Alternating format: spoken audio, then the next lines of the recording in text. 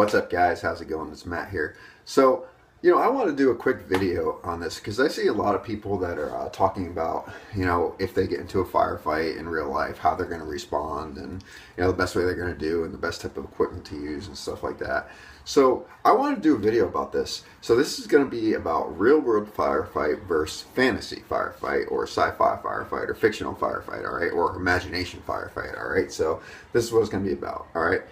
So, most actual civilian-based firefights are very, very quick. All right, they happen fast. They happen very quickly, and they're over very quickly. Okay, so one thing you guys need to take in mind is most perpetrators of the firefights, most bad guys, will say that, are looking for easy targets. All right, they are looking for easy targets. So they usually act very quickly and they'll pull their gun. A lot of them don't have a lot of training. They'll pull their gun and they'll start shooting, or they'll be scared, or they won't even have a loaded gun and they'll pull it out there. All right. So real life firefights are very, very different than what people think a firefight will turn into. All right. So first, I'll get a little bit in my background. So I'm not an expert of civilian firefights because I've never personally been in a civilian-based firefight. All my firefights were basically military ones deployed in Iraq. So I want to talk to you guys a little bit about what a firefight was like then. I'm going to try to bring it over to the civilian world. All right. So the longest firefight I was ever in was right around a 12-hour firefight. All right, it's right around a 12-hour firefight. It wasn't just a nonstop. It was just like 12 hours of moving, shifting, firing, moving, shifting, firing, clearing building, firing, getting shot at, firing. That's what the firefight was. It was a military firefight. All right. Now, what happened was during my first tour in Iraq, we actually came across this place called Al Qut. All right, I believe it was Al Qut. It was actually on our way up to Baghdad. We came across Al Qut, and the entire trip, the entire way up to Baghdad, we came across a bunch of different fighting positions, built-up fighting positions, machine gun bunkers, old worn-out tanks, or whatever. And there was no one usually there because when they saw us coming, they'd usually flee as quickly as they could. So up to this point, we hadn't had a real firefight other than taking some pot shots and maybe returning a little bit of mounted fire. All right, mounted as in 50 caliber Mark 19 fire. So we come up to this fighting position. Actually, the day started off early, and you started hearing like the thud of the big mortars that we had going off. What, the 81s? I think it was the 81 millimeter mortars were going off of boom, and they're like shaking. And you could look up, you could see the vapor of the mortars, and it was kind of cool, like pop in the sky. And they started impacting, and I mean, this was a fast thing. It's like, all right, fill up your fighting holes and go. I mean, we slept for like maybe 3 hours, which is our average, right? If you're lucky and you weren't standing watch. Maybe you slept for about 3 hours. So you fill in your fighting holes from the night before, and then we load up on the AAVs. Those are the amphibious assault vehicles. And then we head into the town, or we head into the area. So we're going down the area. I was always holding security on the top. I just preferred being on top of the AAV instead of underneath. So we're up there, we're going down there, and we come across another built-up fighting position, and obviously we're all ready. We got our rifles down in my 203M, all lined up with sights, looking what's going on.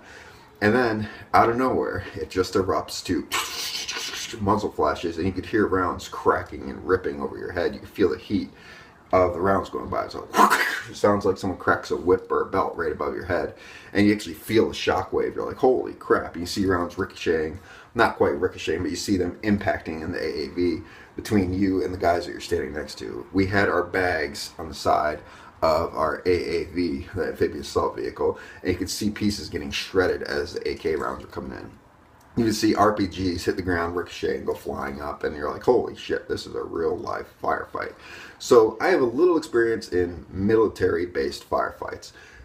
One thing that I learned is when the bullets start coming, you start hearing those rounds ripping overhead, this thing called adrenaline kicks in majorly. Well, first, use the bathroom before. We had to use the bathroom before because you might actually wet yourself. I digress there. So let me explain this. All right. So when the firefight comes, all right, the adrenaline comes, all right, and the adrenaline is insane. I mean, it just rushes through your body. It's just like someone just hits a switch, like, and you're just full of adrenaline.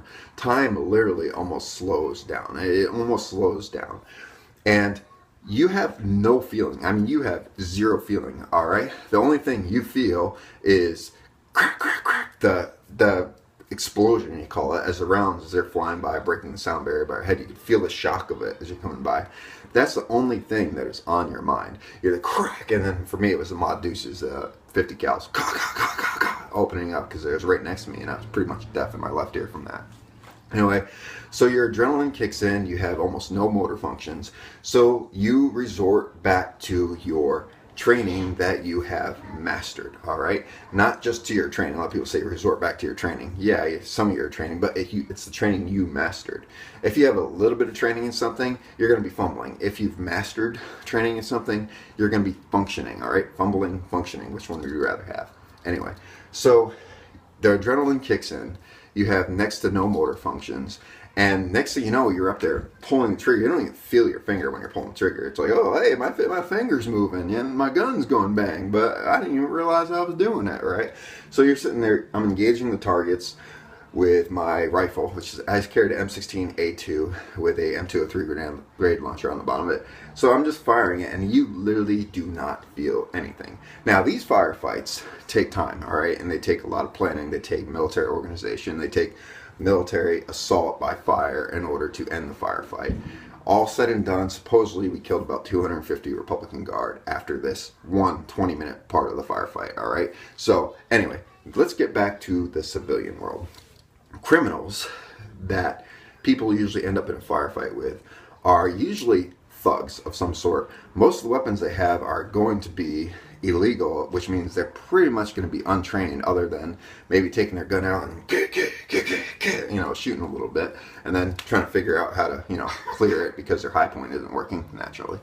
But what happens in a civilian-based firefight is they are very, very quick. Usually they're very, very quick, all right? And they happen like that, all right? They will happen like that. You'll be doing your thing, going about your daily business. And say you'll be at a gas station, an internet cafe, whatever it is. You're there, and out of nowhere, boom, these jackasses come in, guns out, showing, their guns are out, and they're pointing, telling people to do stuff. Most people freak out. When the adrenaline kicks in, a lot of people freeze. I mean, they literally freeze. Like mentally, physically, they freeze. They almost go into like a sort of shock, and they cannot function, all right? They just cannot function, and it's hard to understand things and comprehend stuff. Someone that is trained and has been training acts, okay? They function, all right? So when these civilian firefights happen, I've watched a lot of them on YouTube and different other channels. I think it was Active Self-Defense channel. It's a really good one.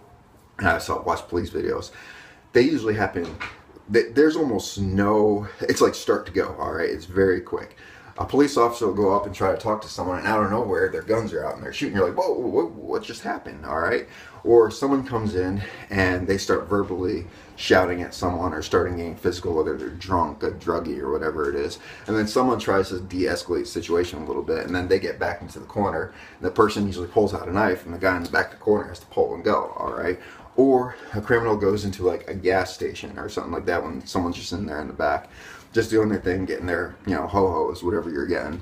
You're at the gas station getting your stuff. Someone comes in, within seconds they have their gun out and they're shoving it in the clerk's face, or shoving it, pointing at everyone that's around them, and they say, empty out the cash, empty out this. And usually what happens if there's an armed person, if they decide to act, and they have a round in the chamber, important, have a round in the chamber, they need to counter ambush the person that comes in, all right? Person comes in, back turn, his focus is on the attendant, you are behind it, your focus is on him. Now you can draw up and engage them quickly, knowing the target and its background so you don't hit any civilians in the way, all right?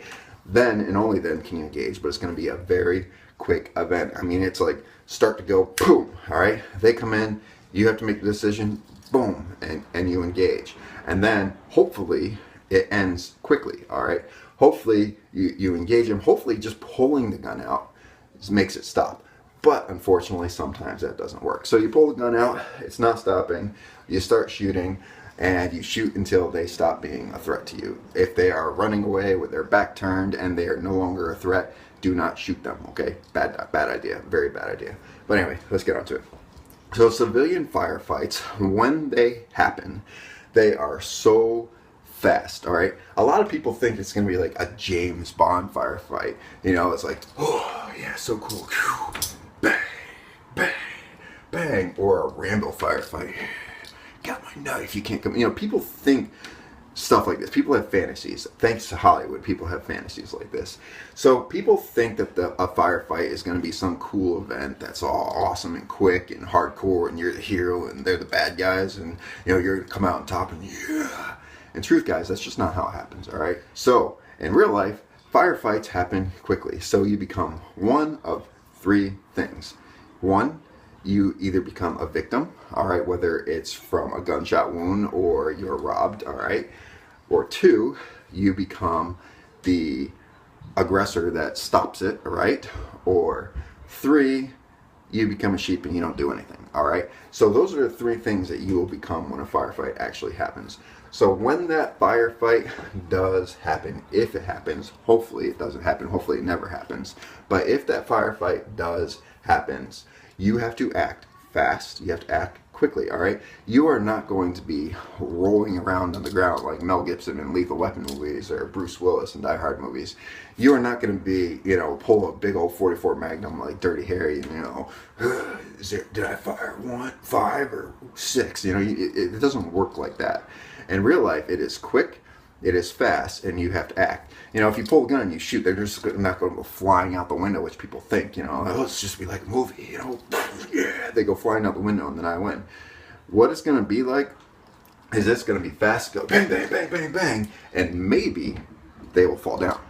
More than likely, they will run away or they will shoot back at you, all right? So firefights, when it comes to reality, are very different from fantasy. If you had a fantasy firefight, you will probably die, all right? If you have a reality firefight and you actually train for the high-speed, fast-paced reality firefight with the adrenaline, you train for that adrenaline to kick in so you can function properly. If you train for that, you will survive, okay? You'll either end up in the hospital with a non-fatal injury, or you will get lucky and you won't be scratched, you won't be touched, and the bad guy will be stopped in the track. A firefight is not going to be some cool event that you see on TV. A firefight is going to be fast, it's going to be quick, and you're going to have to be able to respond quickly and effectively. When that adrenaline kicks in, you have to be able to manage your firearm, handle your firearm, have good sight picture, all right, sight alignment, and be able to pull the trigger without jerking the trigger so you do not injure civilians or any other people. So you need to train your fundamentals to the max, to the point where you just simply respond when it comes to fundamentals and you don't have to think about it, all right? So kind of important, guys. So I just want to throw it out there, guys. So for those of you guys who want to know what a firefight is really like, I told you a little bit about the military background, all right, what a military firefight is. But for a civilian-based firefight, guys, there's some channels you can go to. I think it's called Active Self-Defense. It has like a snake picture on it or something like that. Actually, he shows it and he'll like critique some firefights. So it's a pretty cool channel. But I just want to throw it out there, guys, because it's important for you guys to understand that a real-world firefight is fast, it is deadly, all right, and it will absolutely change your life if you come out of it, all right. Anyway, guys, if you like this video, like, share, subscribe, tell your friends about me, guys, and remember, it's our responsibility to take care of each other, protect each other. Peace.